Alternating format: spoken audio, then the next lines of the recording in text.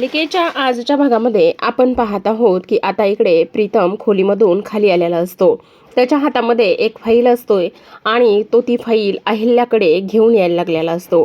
आता जेव्हा तो फाईल अहिल्याकडे घेऊन येतो तेव्हा अहिल्या मात्र त्याला आल्यापावलीच परत पाठवत असते. ती म्हणत असते, हे बघ प्रीतम, तू माझ्या ऑफिसच्या कामामध्ये कोणतीही ढवळाढवळ करणार नाहीस. काही जरी झालं तरी सुद्धा तुझा आणि माझ्या ऑफिसचा काहीच एक संबंध नाहीये. तू माझ्या ऑफिसमध्ये काहीच करायचं नाहीये, समजलं का तुला? असं म्हटल्यानंतर आता आपण पाहतो की इकडे जो प्रीतम आहे तो म्हणत असतो, अगं आई, असं काय करतेस? हे बघ, मी ऑफिसचं काम खूप मनापासून करतो आणि मला ते खूप आवडतं म्हणून मी ते काम करतो. प्लीज असं करू नकोस ना. आणि मी ऑफिसच्या कामामध्ये आत्तापर्यंत कोणतीही हलगर्जीपणा केला नाही आहे. मग आता तू माझ्याकडून ऑफिसचं काम का बरं काढून घेत आहेस? असं प्रीतम इथे म्हणत असतो. तेवढ्यातच तिथे आता दिशा आलेली असते आणि ती म्हणत असते, अरे प्रीतम, तुझ्या एक गोष्ट लक्षात येते का? ही लोक तुला ह्या ऑफिसच्या कामामध्ये दाखल करूनच घेणार नाही आहेत आणि तुला पैसे तू हे अहिल्याचे कसे देणार आहेस? त्यापेक्षा मी तुला एक गोष्ट सांगते, ते तू नीट ऐक. हे बघ, माझं म्हणणं तू एकदा ऐकून घे. काही जरी झालं ना तरीसुद्धा तू माझ्याकडून पैसे घे आणि माझ्याकडून पैसे घेतलेस ना तर मग सगळं काही व्यवस्थित होईल. तुला पाहिजे तेवढे मी इथे तुला पैसे देईल, असं सुद्धा इथे आता ती बोलत असते. तेवढ्यातच प्रीतम म्हणत असतो, एक मिनिट, मला तुझ्याकडून पैसे घेण्याची अजून तरी वेळ आली नाहीये. मी आईचे पैसे 2 दिवसामध्ये परत करणार आहे. आई, मला फक्त 2 दिवस दे. काही झालं तरी मी तुझे पैसे 2 दिवसामध्ये रिटर्न करेल, असं सुद्धा इथे आता तो बोलत असतो आणि निघून जातो. तो तिथून निघून गेल्यानंतर आपण पाहतो की इथे आता लगेचच दुसऱ्या बाजूला प्रीतम त्याच्या खोलीमध्ये जातो आणि त्याच्या खोलीमध्ये गेल्यानंतर आता इकडे तो विचार करू लागलेला असतो, काय करू? कशाही पद्धतीने आता आईचे जे काही पैसे आहेत ते पैसे आता परत करायलाच हवेत. नाही, मला एक आयडिया सुचते. दिनेश म्हटला होता ना की इकडे काही जरी झालं ना तरी सुद्धा तू ते जे काही पैसे किंवा दागिने जे आहेत ना ते दागिने तू घेऊन ये. जर आपण दागिने वगैरे सगळं काही घेऊन गेलो आणि सगळं काही जर ह्या दागिन्यावर पैसे मिळवले, जुगारात हे दागिने लावले, तर मग मात्र सगळ्या काही गोष्टी व्यवस्थित होतील. म्हणून तो आता प्रियाचे दागिने कपाटात शोधायला सुरुवात करतो. पण कपाट पूर्ण दागिन्यांचं रिकामं झालेलं असतं. कपाटामध्ये एकही दागिना शिल्लक राहिलेला नसतो. तेव्हा प्रीतम विचार करतो, हे सगळं काय आहे? म्हणजे मला एक गोष्ट कळत नाही की इकडे जी काही प्रिया आहे त्या प्रियाने जे मी दागिने तिला दिले होते ते सगळे दागिने इकडे आता ती घेऊन गेली आहे की काय? काय करायचं आता? मला तर काहीच कळत नाही. अरे देवा, आता तर कसे पैसे मी हे करू, कसे पैसे मिळवू तेच मला कळत नाही. पण जाऊ दे ना, आत्ताच मोहन काका इथे आलेला आहे. मोहन काकाकडे खूप सारे पैसे असतील. मग मला असं वाटतंय की मी आता मोहन काकाकडे जातो आणि मोहन काकाकडे जाऊनच पैसेची मागणी करतो. तो नक्कीच मला ह्या सगळ्या गोष्टीमध्ये मदत करेल. मला 2-3 दिवस जरी त्याने पैसे दिले ना तरी सुद्धा पुष्कळ होईल. मी तेच करतो, असं म्हणून तो आता लगेचच तिथून निघायला सुरुवात करत असतो. मोहनच्या खोलीमध्ये गेल्यानंतर आपण पाहतो की तो मोहनला आवाज देत असतो, म्हणत असतो, मोहन काका, दामिनी काकू, तुम्ही कुठे आहात दोघे? तुम्ही खोलीमध्ये नाही आहात का? तुम्ही तिकडे वॉशरूममध्ये आहात का? मोहन काका, माझा आवाज येतोय का तुम्हाला? असं म्हटल्यानंतर आतमधून कसलाही कोणाचाही आवाज येत नाही. तेव्हा तो विचार करतो, अरे हो, मी तर विसरूनच गेलो. हे दोघे जण तर आज शॉपिंगला जाणार होते ना, मग हे शॉपिंगलाच गेले असतील बहुतेक, असा तो विचार करतो. आणि असा विचार केल्यानंतर आता लगेचच तिथून निघायला जात असतो. पण तेवढ्यातच आता दामिनीचा जो काही मोहनने दिलेला नेकलेस असतो तो नेकलेस तिथेच बाजूला बेडवरती ठेवलेला असतो. तेव्हा तो ते नेकलेस पाहतो आणि विचार करू लागतो, अरे हा तर सकाळीच मोहन काकांनी दामिनी काकूला दिलेला नेकलेस आहे. मग हा नेकलेस असाच कसा बरं ठेवला?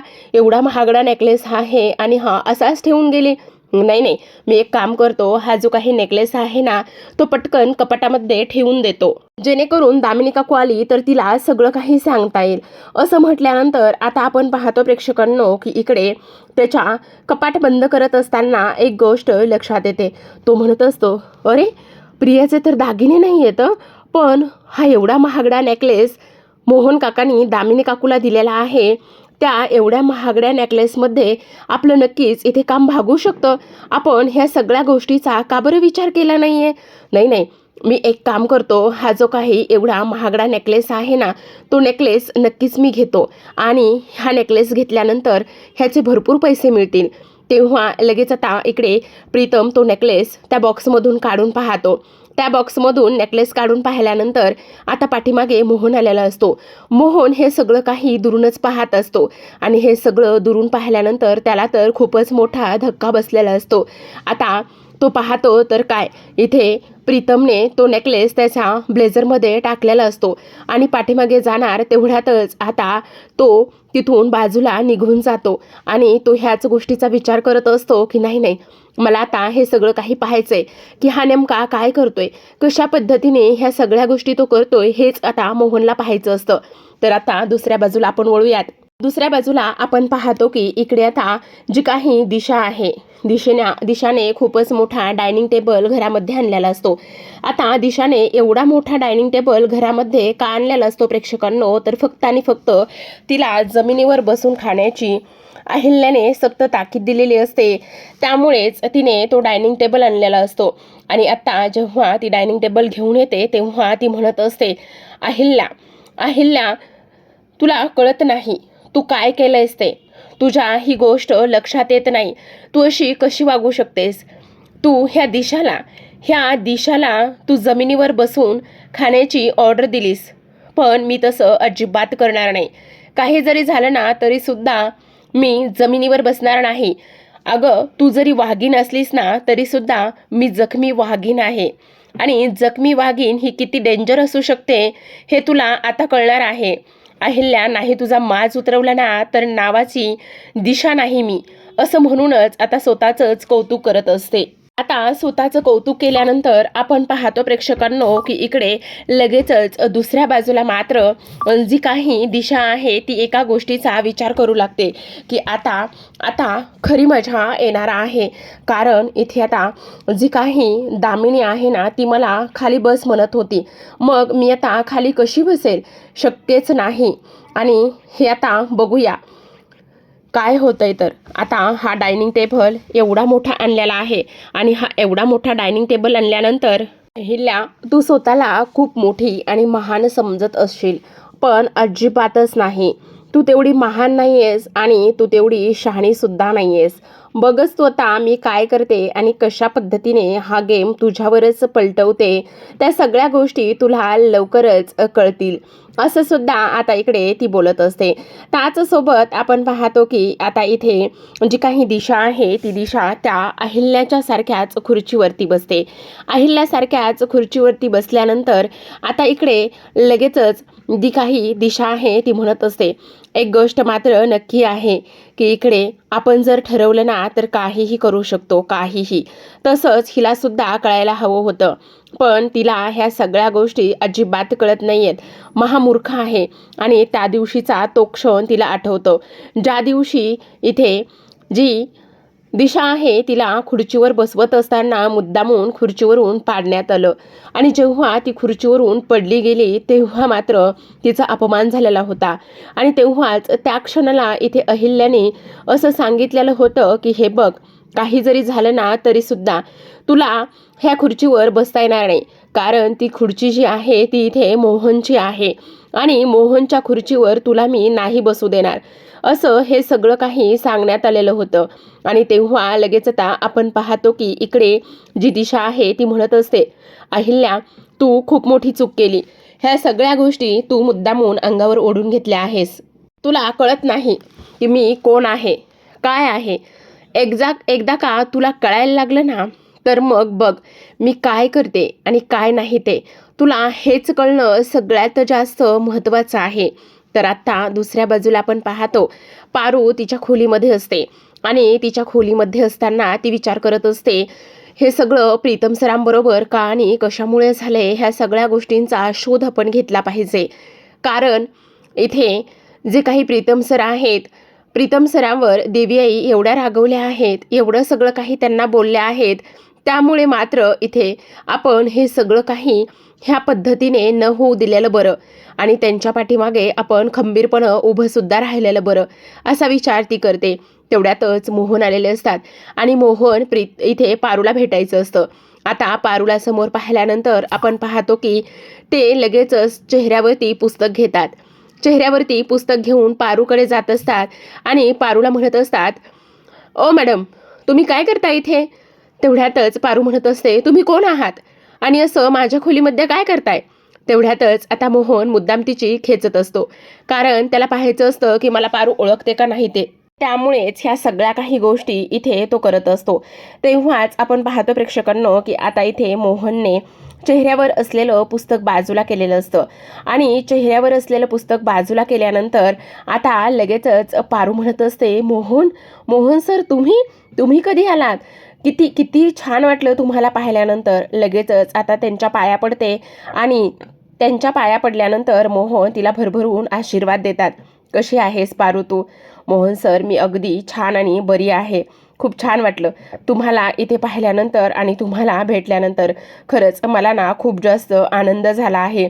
असं सुद्धा आता इथे ती बोलत असते.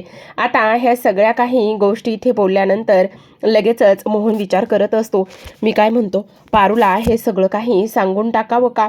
जर ह्या सगळ्या गोष्टी पारूला सांगून टाकल्या तर बरंच होणार आहे. कारण जो काही प्रीतम आहे, प्रीतमने आत्ताच एक काम केलेलं आहे. म्हणजे त्याने ना जो काही एक हार आहे ना, तो हार इथे चोरलेला आहे. मग ह्या सगळ्या गोष्टी एकदा का मी पारूला सांगितल्या तर सगळं काही बरं होईल असं मला वाटतंय. म्हणूनच विचार करतोय की मी हे सगळं पारूला सांगून टाकावं का? पण परत विचार येतो, नको नको, बघूयात आणखी थोडे दिवस तो कसा वागतोय, काय करतोय. जर तो व्यवस्थित वागला तर मग बघूयात काय होतंय तर. आणि तेव्हा लगेच आता इकडे पारू एका गहन विचारामध्ये असते. तेव्हा तिला मोहन विचारतात, "काय झाले पारू, कसल्या विचारात आहेस?" आणि तेव्हा पारू म्हणत असते, "काही नाही, प्रीतम सरांच्या पाठीमागे खंबीरपणं उभं राहिलं पाहिजे आणि त्याच विचारामध्ये मी सुद्धा आहे आणि म्हणूनच तोच विचार मी करते. पण मला एक गोष्ट कळत नाही काका, प्रीतम सरांना ह्या सगळ्या गोष्टीमध्ये नक्कीच कोणी ना कोणी अडकवलेलं असू शकतं. हाच विचार मी सुद्धा करत आहे." त्यावर मोहन म्हणत असतो, "हो हो पारू, तू अगदी बरोबर बोलतेस. आपण त्या सगळ्या गोष्टींचा शोध इथे घेतलाच पाहिजे." त्याचबरोबर आपण पाहतो की इकडे आता दुसऱ्या बाजूला प्रीतम दामिनीचा हार घेऊन त्या क्लबमध्ये पुन्हा जाऊन पोहोचलेला असतो आणि दामिनीचा हार घेऊन त्या क्लबमध्ये जाऊन पोहोचल्यानंतर आता इकडे सगळ्यात महत्त्वाची गोष्ट म्हणजे जो काही दिनेश आहे, तो दिनेश त्याची वाटच पाहत असतो आणि त्याला पाहिल्याबरोबर तो म्हणत असतो, "अरे वा, आलास तू, बरं झालं आलास. किती आणि किती मी तुझी वाट पाहत होतो. आज काय घेऊन आलायस?" "अरे, आज काय घेऊन आलाय असं काय विचारतोयस? मी खूप मोठं सरप्राईज आणले तुझ्यासाठी." "काय आणलेलं आहेस?" "अरे, मी ना घरातला एक महागडा असा दागिना घेऊन आलेलो आहे." हे सगळं काही इथे आता तो बोलत असतो. "अरे वा, हे तर मग खूपच छान आहे. बरं झालं तू हे सगळं काही घेऊन आलास. आता खरी मजा येणार आहे." तेव्हा लगेच आता प्रीतम आणि त्याचबरोबर दिनेश हे जुगारामध्ये बसतात आणि जुगारामध्ये बसल्यानंतर एक एक करून आता ते सोनं, त्याचबरोबर त्यांच्याकडे जमा झालेले पैसे, हे सगळं काही जुगारामध्ये ते लावण्याचा प्रयत्न करतात. आता सुरुवातीला तर आपण पाहतो प्रीतम एक डाव जिंकलेला असतो, पण दुसरा डाव तो हरतो. आता दुसरा डाव हरल्यानंतर लगेचच प्रीतम म्हणत असतो, "अरे दिनेश, आपण तर हरलो. इट्स ओके, असू देत ना. हे बघ, हार जीत ही होतच असते आणि तुला एक सगळ्यात महत्त्वाची गोष्ट मी सांगू का, की हे बघ, आत्ता एक तू जिंकलायस, एक हरलायस, मग आणखी आपण लावूयात." असं म्हणून तो पुन्हा आणखी पैसे लावायला सुरुवात करत असतो. खरं तर त्यांच्याकडे आता 3-3.5 लाख एवढे रुपये झालेले असतात आणि एवढे सगळे रुपये झाल्यानंतर आता मात्र त्याला खूपच आनंद होत असतो. तो विचार करू लागलेला असतो, आता तर मी जर असाच छान पद्धतीने खेळत राहिलो तर मग खूपच मजा येणार आहे. असा ह्या सगळ्या गोष्टींचा तो विचार करतो आणि खेळायला लागलेला असतो. आता इकडे आपण पाहतो खेळ खूपच छान आणि रंगतदार होत चाललेला असतो आणि तेव्हा इकडे दिनेशला सुद्धा आनंदच होत असतो. तो विचार करू लागलेला असतो, जर आपण अशाच पद्धतीने हे सगळे काही पैसे, ह्या सगळ्या गोष्टी जिंकत राहिलो तर मजा येणार आहे. तर आता इकडे आपण पाहतो की प्रीतम जवळपास बऱ्याच गोष्टी हरत चाललेला असतो. शेवटी त्याच्याकडे आता शिल्लक सुद्धा काहीच राहत नसतं. त्यामुळे दिनेशला असं वाटत असतं की आता आपण माघार घेतलेली बरी, नको आता पैसे लावायला. कारण बऱ्यापैकी पैसे जिंकल्यानंतर शेवटी जे काही पैसे आले होते ते सुद्धा तो हारतो आणि शेवटी जो काही हार असतो तो हार मात्र आता त्याच्याकडे राहिलेला असतो. आणि तेव्हा तो म्हणत असतो, आता मी काय म्हणतोय ते तू नीट ऐक. हे बघ, आता हा माझ्या काकूंचा खूप जास्त महागडा हार आहे. मग हा हार मी जर लावला तर मजा येईल ना. तेव्हा तो हार सुद्धा लावतो. आता तो हार लावल्यानंतर लगेचच आता तो हार सुद्धा त्या समोरच्या माणसानेच जिंकलेला असतो. आणि तो हार समोरच्या माणसाने जिंकल्यानंतर आता इकडे प्रीतमला खूपच मोठा धक्का बसतो. तो म्हणत असतो, अरे दिनेश, म्हणजे आपण एक एक करून सगळे पैसे हारत चाललोय. म्हणजे आता माझ्याकडे काहीच शिल्लक नाही राहिलं. काय करायचं आता, मला तर काहीच कळत नाहीये. अरे तो माझ्या काकूचा हार होता, तो सुद्धा गेलेला आहे. त्यावर दिनेश त्याला समजावतो आणि म्हणत असतो, हे बघ, टेन्शन घेऊ नकोस, सगळं व्यवस्थित होईल. अरे काय सगळं व्यवस्थित होणार आहे मला सांग बरं. आता जो हार मी लावला होता तो हार सुद्धा इथे गेलेला आहे.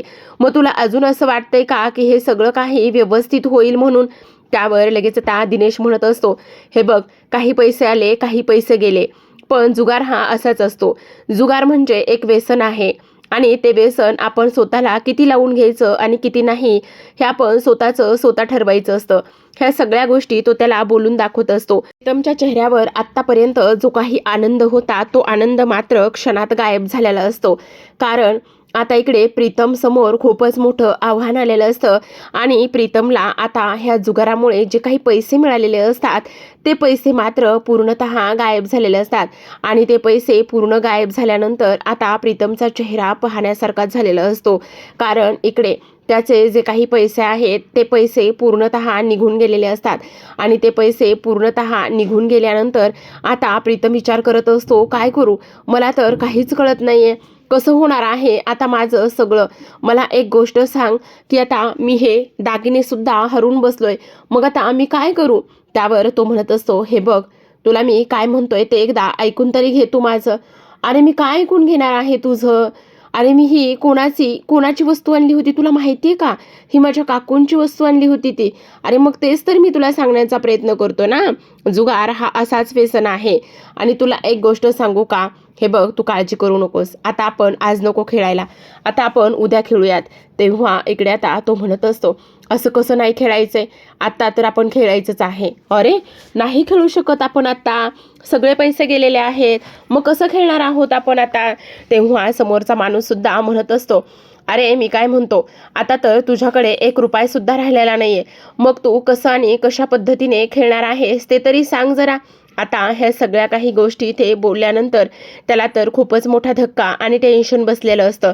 त्यावर प्रीतम म्हणत असतो, हे बघा, तुम्ही असं नाही करू शकत. अरे इट्स खेळ, हा खेळ आहे आणि तू मला नको सांगू काय करायचंय काय नाही करायचंय.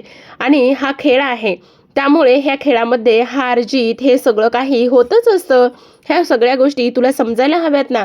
तेव्हा प्रीतम कावराबावरा झालेला असतो आणि विचार करू लागलेला असतो, अरे मला आता काय करावं तेच काहीच समजत नाहीये. कारण माझ्याकडचे होते तेवढे पैसे गायब झालेत आणि पैसे तर पैसे गेलेच, पण तुझ्या एक गोष्ट लक्षात येते का, माझ्याकडे जो माझ्या काकूंचा हार होता तो हार सुद्धा इथे निघून गेलेला आहे, असं सुद्धा आता इकडे तो बोलत असतो. तेव्हा आता आपण पाहतो प्रेक्षकांनो की इकडे लगेचच आता तो म्हणत असतो, हे बघ, आता इथून चल. अरे कुठे चल, कसं काय करायचं आहे, मला तर काहीच कळत नाहीये. हे बघ प्रीतम, आत्ता मी तुला काय सांगतोय ते तू ऐक. इथून आत्ताच्या आत्ता ताबडतोब इथून गेलं पाहिजे, चल म्हणतोय ना तुला. ह्या सगळ्या गोष्टी बोलल्यानंतर प्रीतम धक्क्यात गेलेला असतो. त्याला काय करावं ह्या गोष्टी अजिबात कळत नसतात. आता प्रेक्षकांनो, जेव्हाच ते दोघे जण तिथून उठतात आणि तिथून उठून जायला निघतात तेव्हाच आपण पाहतो की आता लगेचच एक अज्ञात व्यक्ती त्यांच्या समोर आलेली असते. आणि ती अज्ञात व्यक्ती आता इकडे प्रीतमला पैसे देणार असते आणि प्रीतमला पैसे देऊन त्या सगळ्या जुगारामध्ये भागामध्ये त्याला मदत करणार असते. पण आता तो माणूस नेमका ह्याच्यासाठी कोण बनून येतोय, देवदूत बनून येतोय का एखादा राक्षस बनून येतोय, हे पाहणं खूपच जास्त इंटरेस्टिंग असणार आहे. तर अशाच नवनवीन डेली मालिकांचे अपडेट्स पाहायचे असतील, जाणून घ्यायचे असतील तर नक्की चॅनलला सबस्क्राईब करा. भेटूयात उद्याच्या भागामध्ये. तोपर्यंत पाहत रहा पारू.